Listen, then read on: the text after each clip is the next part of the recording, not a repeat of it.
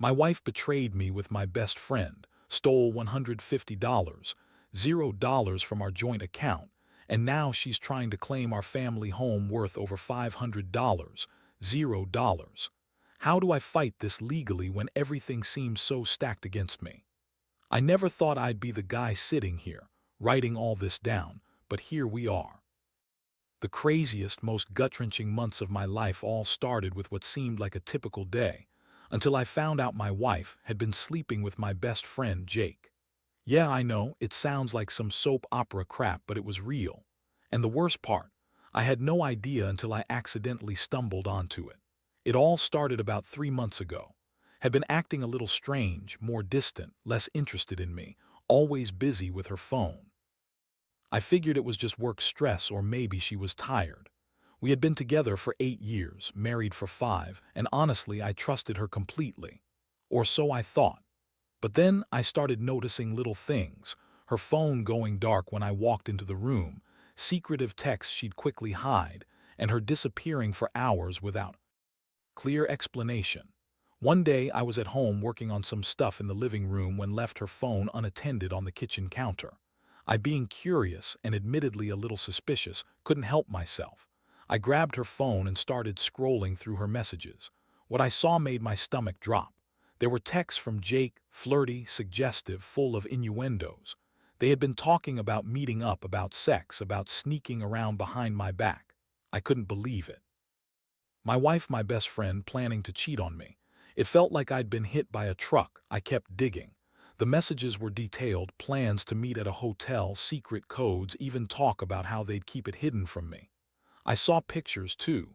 Pictures of in bed with Jake, laughing, touching each other. I couldn't breathe. My mind raced. How long had this been going on? How many times? And what about the money? I knew they'd been close lately. She'd been asking for more money, claiming she wanted to redecorate the house, go on a trip. But I had this gnawing feeling that something was off, that there was more beneath the surface. The next day I confronted her. I didn't want to believe it, but I had to know. I sat her down in the kitchen, my hands trembling, and asked straight out, "What's going on? I saw your messages with Jake." Her face twisted into a bitchy smile like she was annoyed I'd caught her. "Oh, come on, John," she said, rolling her eyes. "You're overreacting. It's just some stupid flirting. It doesn't mean anything. Jake's just a friend. You're always so paranoid." That's when I lost it. I told her I saw the pictures, the texts, everything. Her face didn't change. She just shrugged and said, "You're making a big deal out of nothing. Maybe I was just bored. It's not like I've been unfaithful." But I knew better. I knew she'd lied. She always lied. She was a master at twisting things around, making herself look innocent while she did whatever the hell she wanted. The emotional hit hard. I felt shock, rage, heartbreak, and deep sadness all at once. How could she do this to me, to us? I thought I knew her. I thought we had something real. But now I felt like I was living in some nightmare. I couldn't sleep. I kept replaying everything in my head. The betrayal wasn't just about the sex with Jake. It was the lies, the deception, the feeling that I'd been blind the whole time. I kept asking myself, what do I do now? Do I fight for this? Do I forgive her? Or do I cut my losses and walk away? I was furious, but I also felt broken. The trust was shattered beyond repair. And then I started to think about the money, our joint account, the house, everything we built together. I knew I'd been asking for more money lately, claiming she wanted to do renovations, go on trips. But I had a sinking feeling that she was also hiding something bigger, that she might be planning to take everything, including the house, which is worth over $500,000. That thought alone made my blood boil. I worked hard for years to build that life, to buy that house. And now she was trying to take it all away from me. I started to realize that this wasn't just about her cheating. It was about her trying to steal my life, my stability. I had to do something. I couldn't just sit back and let her walk all over me. I needed a plan, something that would stop her from taking everything, from claiming the house, the money, everything we shared. But I didn't even know where to start. All I knew was that I couldn't let her get away with it. But now I was angry, angrier than I'd ever been in my life. I had to fight back, and I was going to do whatever it took. After that initial shock wore off, I started digging deeper. I needed to know exactly how far I was willing to go and what she was planning behind my back. I knew she had already lied about the affair and the money, but I had a feeling she was also scheming to take the house, our biggest asset, away from me. First thing I did was to get access to our bank accounts. I needed to see if she'd really drained the joint account of $150, $0 like I suspected. I logged into our online banking that night, heart pounding, and when the page loaded, I saw it. The account balance was almost empty. There were withdrawals and transfers I didn't authorize. I saw a huge chunk, exactly $150, $0 gone, just vanished. I couldn't believe it. She stolen that money to fund her affair or maybe to start a new life somewhere. I don't know, but that amount of money, that's serious. That's the kind of money you work years for, and she just took it like it was nothing. I felt a mix of rage and helplessness. How could she do this? We had plans, dreams of renovating the house, paying off our mortgage early, maybe even saving for our kids' college someday. Now all of that was slipping away, and she was the one pulling the trigger.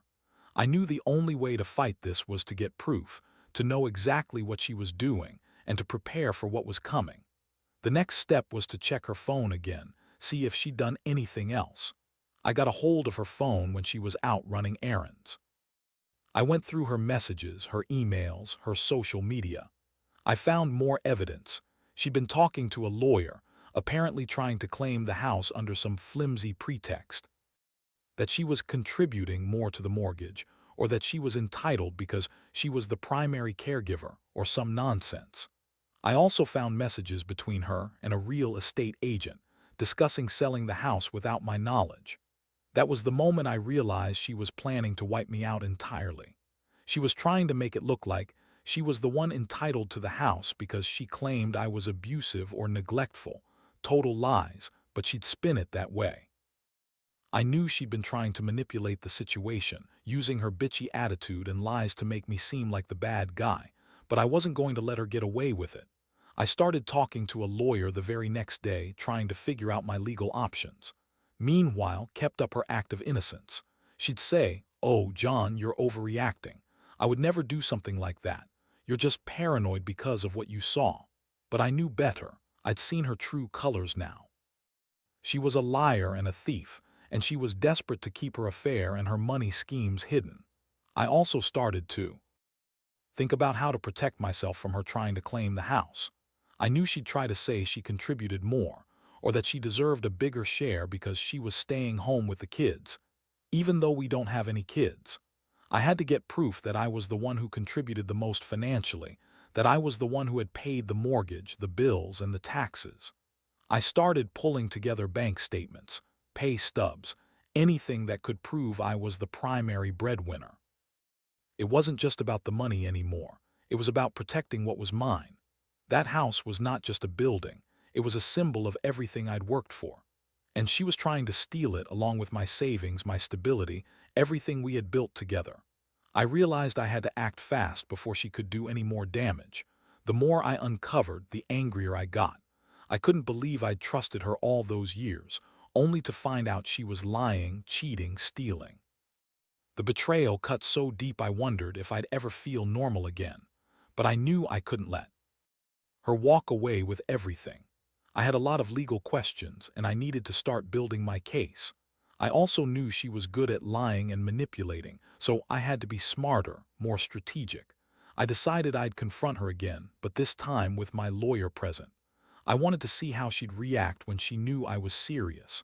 I also wanted her to understand that I wasn't going to let her take what she wanted without a fight. I was done being the nice guy. I was done being the one to keep everything together while she played her games. It was time to stand my ground. The days that followed were tense. Kept up her bitchy attitude, throwing accusations, denying everything, calling me paranoid or jealous. But I had the evidence now, and I wasn't backing down. I knew she was planning to claim the house, to spin some story about her contributions, but I had the proof to counter her. The legal battle was about to begin, and I knew it wouldn't be easy. She was manipulative, and she had her lawyer ready, but I had my own plans. I was determined to fight for what was rightfully mine, my house, my savings, my dignity, and I wasn't going to let her destroy everything I'd worked for without a fight. The confrontation with finally happened one cold, gray afternoon. I'd been gathering evidence, talking to lawyers, and planning my next move for days. I knew I had to face her head-on, but I wasn't prepared for how she would react. When she came home that day, she looked annoyed, like I was the one bothering her. Her bitchy smirk was already in place, and I could see the flicker of defiance in her eyes. I sat her down in the living room, my lawyer's documents clutched tightly in my hand. I laid everything out on the table, bank statements showing the $150, $0 withdrawal, the messages with Jake, the emails with the real estate agent, and the proof I'd compiled that I was the primary contributor to our home and finances. I was calm but firm. I told her I knew about her affair, her plans to sell the house, and her theft. Her face twisted into that familiar sneer. "John, you're crazy. You're just jealous. All of this is just you overreacting because I'm tired of your controlling bullshit." She crossed her arms, trying to look dismissive, but I wasn't about to let her lie her way out of this. I pressed further, showing her the evidence. Her eyes flicked nervously, and for a brief moment I thought she might crack. But then she threw her head back and said, "You're making a big deal out of nothing. I haven't done anything wrong. You're paranoid like always." That was the moment I realized she was going to lie, deny, and spin her web even harder. But I had enough. I told her I was filing for a legal separation, that I was going to protect my rights, and that I'd be taking her to court to stop her from claiming the house or stealing more of our money.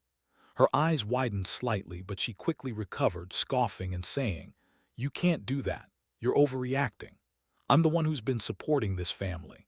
You're just a jealous, insecure bastard." Her words stung, but I kept my composure. I knew I had to stay calm, gather more evidence, and build my case. I also told her I was calling the police about the theft, that I had proof of her draining our account. Her bitchy attitude turned into outright anger. She started yelling, calling me all sorts of names: controlling, paranoid, a loser. She accused me of being abusive, which was a total lie, but she knew how to manipulate the situation. After she stormed out of the room, I sat alone, feeling a strange mix of relief and dread. This wasn't just about cheating anymore. It was about her trying to steal my life, my house, my money. I had to be ready for whatever she threw at me next. I knew she'd try to spin this as her victimization, but I also knew I had enough proof to fight back. The emotional toll was heavy. Every day I felt like I was walking a tightrope, angry, betrayed, and exhausted. I kept replaying the moments when I first found out, the lies she told, the way she looked at me with that bitchy smirk. It made me realize how much trust I'd lost and how much I'd been blind to her real nature. She wasn't the woman I married. She was a manipulative, selfish person who saw me as a target to be exploited. The legal process was slow. I hired a good lawyer who specialized in divorce and property disputes. We started working on the paperwork, gathering more evidence, and preparing for her to make her move. I also started to secretly document her every move, her calls, her meetings, her conversations. I wanted to be ready for any sneaky tactics she might try. I knew she'd lie and manipulate her way out, but I had to be smarter. Meanwhile, kept up her bitchy act, throwing tantrums, lying about her innocence, and trying to spin things to her advantage. She claimed she was entitled to the house because she was the primary caregiver, even though we didn't have children. She said I was a terrible husband, that I was abusive, and that she deserved everything. But I knew her game now. She was trying to turn everything against me, to make me look like the bad guy while she played the victim. One night I caught her on the phone with her lawyer, whispering and acting secretive. I didn't hear everything, but I caught enough to know she was planning her next move. She was trying find loopholes, ways to claim the house to get more of the money, to turn the legal system against me. She was desperate and manipulative. I realized I had to stay one step ahead. The worst part was feeling completely powerless at times. I'd worked so hard for everything, my career, my savings, the house, and now I was watching her try to steal it all. I was furious, but I also felt hopeless at moments. How could I fight someone so cunning? How could I stop her from destroying what we built? But I knew I couldn't give up. I had to keep fighting for myself, for what was right. The emotional scars from this betrayal are deep. Every time I see her bitchy smirk or hear her lie, it cuts another piece out of my heart. But I also realized that I have to stay strong to protect what's mine and to not let her manipulate me into giving up. I'm learning that sometimes the only way to fight back is with cold, hard facts and a lawyer who knows how to use them. I can't let her win. Not this time. The days that followed were a whirlwind of legal meetings, sneaky moves on her part, and my growing realization that wasn't going down without a fight. Every time I thought I had her cornered, she'd come back with some new lie or scheme to try to turn things around. I could see her bitchy attitude sharpening like she was getting more desperate, and I knew I had to stay sharp, keep my guard up. One afternoon, I caught her in the act. I was at work, and I got a text from an anonymous source, someone who had seen her meeting with a lawyer downtown. I didn't even hesitate. I called my lawyer immediately, and we decided to subpoena her bank records, her emails, everything. I couldn't afford her to slip through my fingers now. She was trying to claim the house, saying she'd contributed equally, even though I had all the proof that I'd paid the mortgage almost entirely myself. Meanwhile, was still throwing her tantrums, calling me names, accusing me of trying to control her. She said I was jealous because she was free now, that I was a jealous, insecure bastard who couldn't handle her having a life outside of me. It was typical. She always played the victim, even when she was the one cheating, stealing, and scheming behind my back. I didn't buy her bullshit anymore. I knew her game. It was all about manipulation and getting what she wanted. The thing that kept me going was the evidence I was collecting. I had her texts, her emails, her bank statements, and even some voice recordings I'd secretly made of her on the phone talking to her lawyer. She was trying to find loopholes, ways to claim the house as her sole property, or convince the court she was owed more because she had done so much around the house. That was laughable. She rarely lifted a finger around here, and I'd paid most of the bills, the mortgage, and the taxes. One night I confronted her again. I told her I knew about her secret meetings, about her plans to sell the house, and her attempts to drain our accounts further. Her bitchy smirk got even wider. "You're just paranoid," she said, flipping her hair. "You always think I'm doing something wrong. Maybe if you paid more attention, you'd see I'm the one who's been supporting this family." I looked at her and said, "Supporting? You've stolen from us, lied to me, and now you're trying to take what's rightfully mine. I'm done playing nice." She started crying fake tears, I knew it. She's good at that, playing the victim, crying on cue to get sympathy. But I wasn't buying it. I told her I was filing for full custody of the house and to freeze her assets. I knew she was trying to spin this to make me look like the bad guy, but I had the proof. I had everything I needed to fight back. The next few weeks were a brutal legal battle. My lawyer warned me that might try to claim she had contributed more financially or that she was the primary caregiver, even though we didn't have kids. She was good at twisting the truth, but I was just as good at gathering evidence. I kept pushing forward, documenting her moves, recording her conversations, and preparing for court. Meanwhile, attitude only got bitchier. She'd make snide comments, accuse me of being controlling, and try to turn friends and family against me. She told everyone I was abusive, that I was jealous and insecure, trying to keep her from living her life. That was all part of her plan, to paint me as the villain so she could justify her theft, her affair, and her attempts to claim the house. But I stayed focused. I knew I had the law on my side, and I knew I had the evidence to back me up. I also hired a private investigator to follow her around, just to make sure she wasn't sneaking around doing more shady stuff. I didn't trust her anymore. Every day I felt like I was fighting for my life, my reputation, and what I'd worked so hard for. The emotional toll was immense. I'd go to bed angry, wake up feeling betrayed all over again. I'd question everything, my judgment, my trust in her, my own worth. But I also knew I couldn't let her see me break. I had to stay strong for myself, for what was left of my sanity. I kept telling myself this wasn't just about money or the house. It was about respect, dignity, and protecting myself from her bitchy manipulations. One thing was clear: wasn't going down without a fight, and she was willing to lie, cheat, and steal to get her way. But I was equally determined. I had the law, I had proof, and I had a plan. I wasn't going to let her ruin me or take my home without a fight. I'd come too far, worked too hard, and loved this life too much to let her tear it apart so easily. Whatever came next, I knew I had to stay disciplined, keep my head clear, and keep fighting for what's mine. The legal process dragged on, and every day felt like a new battle.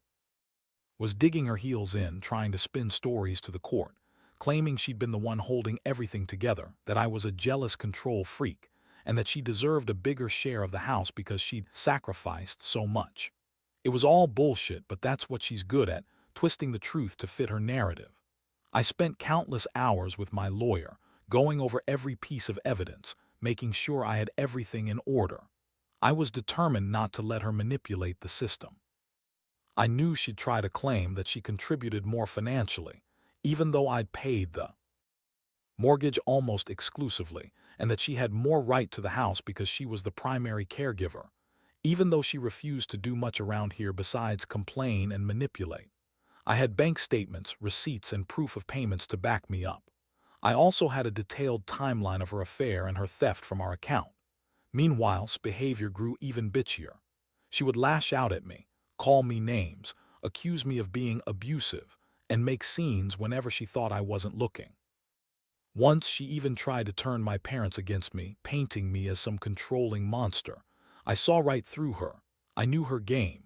She was desperate to keep the house, to keep the money, and to make me look like the bad guy. But I was ready for her. One night I caught her sneaking around the house, trying to access some of the documents I'd hidden. She was acting more paranoid than ever, probably realizing she was running out of options. I confronted her, and she threw a fit, screaming, crying, calling me names. I told her I was done playing her games and that I'd see her in court. That was the first time I really believed I was going to win this fight. The court hearings were intense. Tried every trick in the book, lying about her contributions, claiming she was the primary caregiver, and insisting she deserved the house because she needed a fresh start. My lawyer countered with the facts, proof that I'd paid nearly all the mortgage, that I'd been the one supporting us financially, and that her claims were baseless. We also argued over the $150, $0 she stole from our joint account, which I had reported to the police and was in the process of recovering. Throughout it all, his attitude remained bitchy and manipulative. She'd glare at me during court, smirk when she thought she was winning, and lash out when she felt cornered.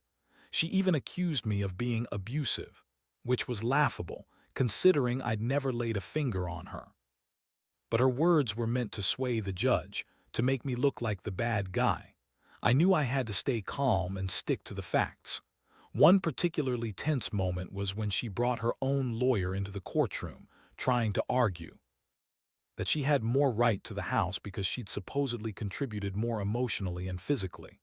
My lawyer shot her down immediately, presenting receipts and bank statements that proved otherwise. In that moment, I felt a surge of hope, like I was finally gaining ground. But I also knew this wasn't over. Was crafty. She'd come back with another lie, another scheme. She'd do anything to keep the house and her stolen money. That's why I kept pushing, kept gathering evidence, and stayed one step ahead. I couldn't let her manipulate her way out of this. The emotional toll was brutal. I felt exhausted, drained, and angry most of the time. I'd lost trust in the woman I once loved, and every day reminded me of her betrayal. But I also knew I had to stay resilient.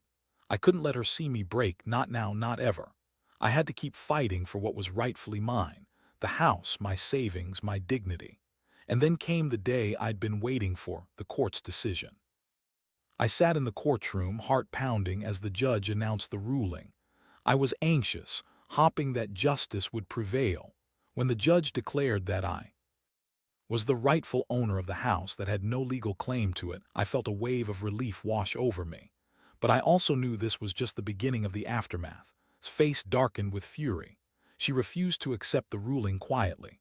She threw a fit, yelling about how unfair it was, how she'd fight for her rights, and how I was a terrible person. But the court's decision was clear. I'd won that battle, but the war wasn't over yet. She still had her schemes, and I had to stay vigilant. In the days that followed, I started to rebuild what she tried to destroy. I took steps to secure the house and my assets, making sure she couldn't try to claim more. I also began the process of separating legally and emotionally. It hurt like hell, but I knew I had no choice but to move forward. I had learned that betrayal cuts deep, but resilience is what gets you through it. Looking back, I realize how much this experience has changed me. I trusted her blindly, and it almost cost me everything. But I also learned that sometimes you have to fight tooth and nail to protect what's yours. And even when everything seems stacked against you, the truth has a way of coming out. I can't say I'm fully healed, but I am stronger now. And I know I'll never let someone like her get that close again. After the court ruling, I thought the worst was finally behind me. I had won the legal battle, secured the house, and recovered some of the stolen money. But the emotional scars lingered, and the aftermath of betrayal is never easy to fully heal from. Her reaction was predictable. She refused to accept defeat quietly. She continued to spin lies, trying to paint me as the villain, even though the evidence was on my side. Her bitchy attitude only intensified, and she made every attempt to make my life as difficult as possible. I decided to move out of the house to get some space. It was a bitter pill to swallow, leaving the place I'd built with her, but I knew staying would only give her more ammunition to manipulate the situation. I found a small apartment nearby, where I could breathe and start putting the pieces back together. Process of separation was painful, seeing her around, knowing she was still scheming, still trying to undermine everything I fought for. But I was determined not to let her win, not anymore. Over time, I focused on rebuilding my life. I cut ties with the people who sided with her, stayed grounded with friends and family who supported me, and kept my eyes on the future. I also took steps to protect myself legally, ensuring she couldn't come after me for more or try to manipulate the situation further. I learned to be cautious, to trust my instincts, and to be wary of anyone who seemed overly bitchy or manipulative like her. Looking back, I see how naive I was to trust her so blindly. The betrayal taught me a hard lesson about the importance of vigilance, about reading people carefully, and about protecting what's mine. I also learned that sometimes the people closest to you can hurt you the most, and that revenge isn't about revenge at all. It's about standing your ground, fighting for justice, and reclaiming your life. As I write this, I feel a strange mix of sadness and relief. Sadness for what I lost, years of trust, the life I thought I had, but relief that I finally took control of the situation. I've come to realize that true strength lies in facing reality head-on, no matter how painful. And I want anyone reading this to know, don't ever let betrayal define you. Stand up, fight for what's yours, and never let anyone steal your dignity. Now I'm focusing on moving forward. I've started a new chapter, one where I trust myself again, where I rebuild what was broken, and where I learn to forgive not for her benefit, but for my own peace. I hope that sharing my story will help someone else recognize the signs early, stay vigilant, and find the strength to fight back when it feels like everything's against you. Because in the end, the truth will come out and justice will prevail, no matter how bitchy, manipulative, or sneaky the betrayer might be.